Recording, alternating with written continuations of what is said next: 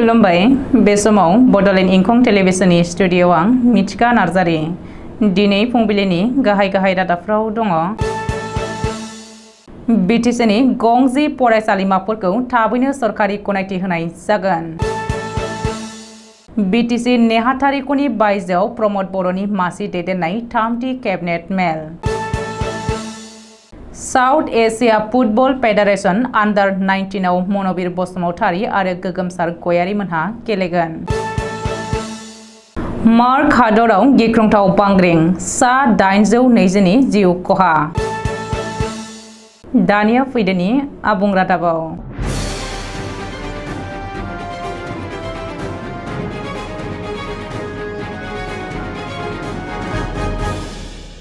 बाक्सा जिल्लानि बागानपारा बास्का डिग्री फरायसालिमायाव सनिबारखालि गोदान फरायसाफोरखौ बरायनाय हाबाफारि लायो।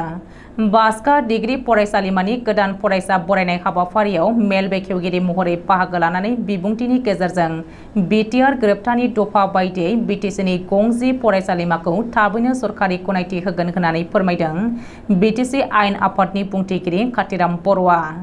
बे गोदान फरायसाफोरखौ बरायनाय हाबाफारि बायदियै फुंबिलि समाव फरायसालिमानि फिरफिला बिरहोनाय, जौसां बेखेवनाय आरो गोदान फरायसाफोरनि सिनायथि लानाय बायदिया जानानै थाङो। सानजौफुनि 12 रिंगानिफ्राय नागेश नार्जा बर'नि मेल सामलायनायाव गेवलां मेल जिरायनाय जायो। गेवलां मेलाव मेल बेखेवगिरि महरै बाहागो लायो बिटिसिनि बुंथिगिरि कातिराम बर'आ। गाहाय आलासि महरै बाहागो लादों मसलपुर फरायसालिमानि गोरायुं प्रियनाथ बसुमतारीया। लोगोसे बाहागो लाबावो बागानपारा दख'रा एबसुनि आफादगिरि मनज बर', बागानपारा दख'रा आसुनि आफादगिरि मनजित दासजों लोगोसे गुबुन गुबुन गौथुमारि आफादनि बिबानगिरि बिथांमोनहा। जोबथा समनि हाबाफारियाव हारिमु दिन्थिफुंनाय हाबाफारिखौ बेखेवनानै होयो बिटिसिनि आबाद बिफाननि मावफुं सोद्रोमा राकेश ब्रह्मआ आरो हांख्रायनानै लाबोजानाय मुंदांखा देंखोगिरि नितामणि बर'आ मेथाइ रोजाबो। चिरां आरो अदालगुरिनि उनाव प्रमद बर' दैदेननाय बिटिसि सरकारा बे खेबाव बाक्सानि सदर मुसलपुराव जिल्ला बेंगिरिनि कनफारेन्स हलाव सनिबारखालि मोनसे केबिनेट मेल जथुमो। बिटिसिनि सिएम प्रमद बर'नि मासि दैदेननायाव जालांनाय बे केबिनेट मेलाव गुबैयै बिटिसिआव सोलिबाय थानाय हा-हुनि जेंनाखौ लाफानानै सावस्रि, सोलोंथाइ बायदि बिथिङाव सावरायजादों। बेनि अनगायैबो केन्सार बेरामिफोरनो राङारि अनसुंथाइ होनाय बायदि आयदायाबो सावरायजादों। नोजोर होनो गोनांदि आसाम सोरखारनि 1 कौटि बिफां फुलि गायनायनि थांखिजों सोनारफानानै सावस्रि बिफाननि इएम अरुप कुमार देआ ग्रीन बिटिसि एबा सोमखोर बिटिसि बानायनायनि खामानि मावगासिनो आरो बेखौ बिटिसि सरकारा मावफुंनो थांगासिनो दं होननानै बुंथिदों खौरांगिरिनि सिगाङाव।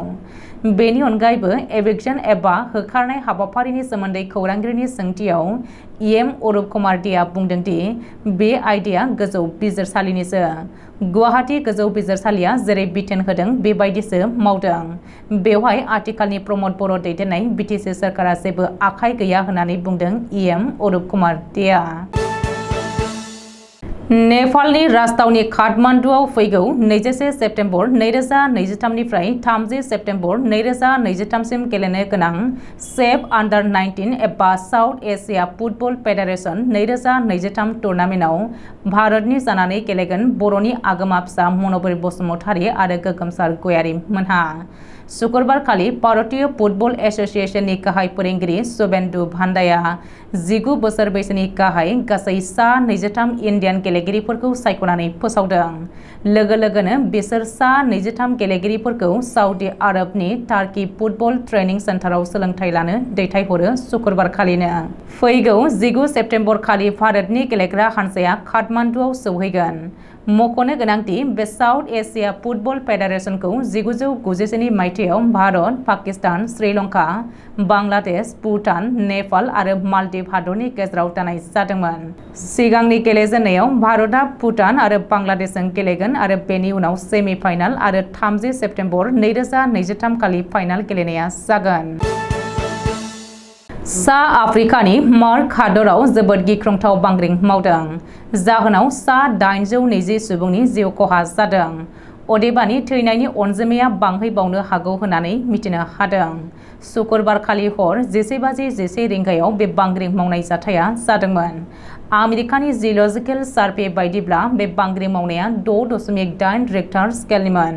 सा आटलान्टिक लैथोमाजों बेंखनजानाय मार्क हादराव बांसिन बाहागोआनो हाजो ओनसोल। बेनिखायनो बे बांग्रिं मावनाया बांसिनै खाबु मोनदों होननानै गोबाङानो बुंसोदों। मार्कनि बे दुखुनांथाव जाथायखौ खोनानानै इउर'पियान हादरफोरनि खृष्टान धोरोमगुरु प'पफोराबो जोबोद दुखु मोननाय फोरमायथिदों। दिनै फुंबिलिनि रादाबा एसेनोसै। गोजोन्थों।